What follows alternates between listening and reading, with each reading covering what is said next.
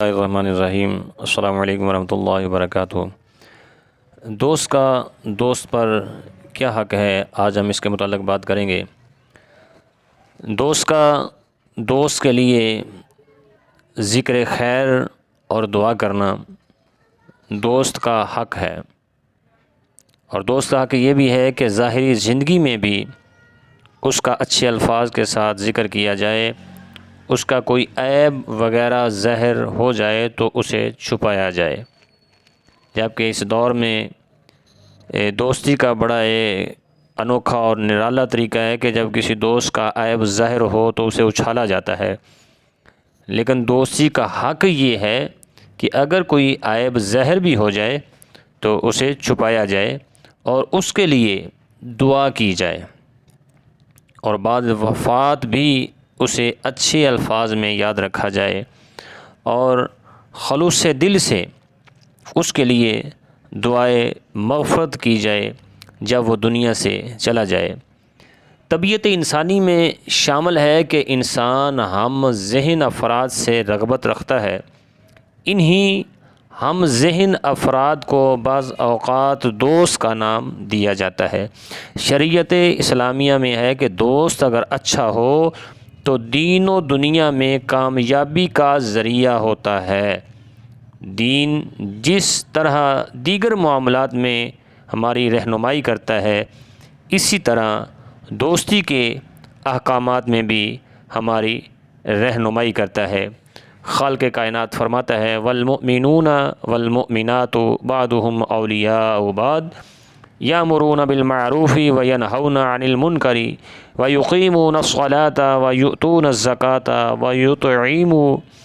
ویطیعون اللہ ورسولہ اولئک سیرحمهم اللہ ان اللہ عزیز حکیم۔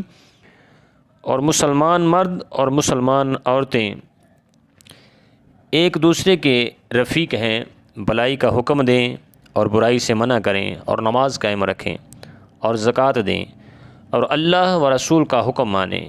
یہ ہیں جن پر ان قریب اللہ رحم کرے گا، بے شک اللہ غالب حکمت والا ہے۔ دوست کے لیے وہ پسند کرنا جو اپنے لیے پسند کرے۔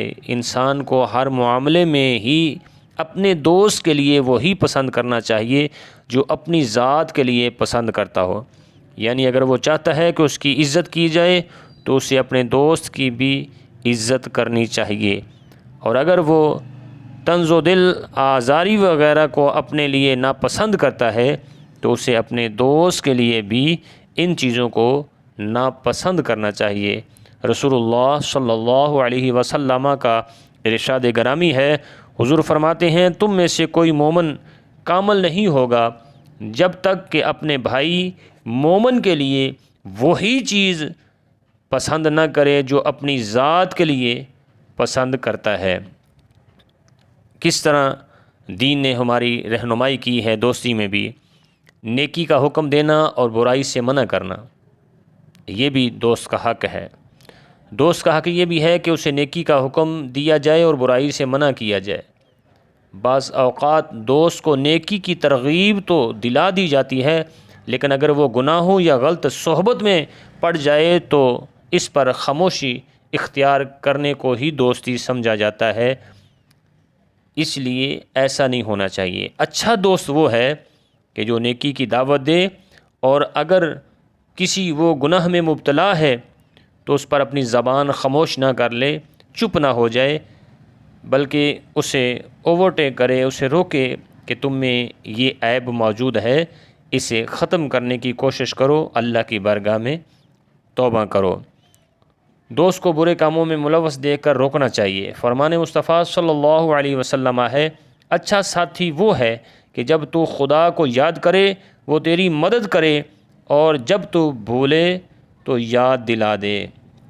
یعنی کہ نیکی کرنا، رب تعالیٰ کو یاد کرنا ہے، اور اب وہ یاد بھول گیا ہے، رب کو یاد کرنا، کسی گناہ میں مبتلا ہو گیا ہے تو اسے دوست کا حق ہے کہ وہ اسے یاد دلائے۔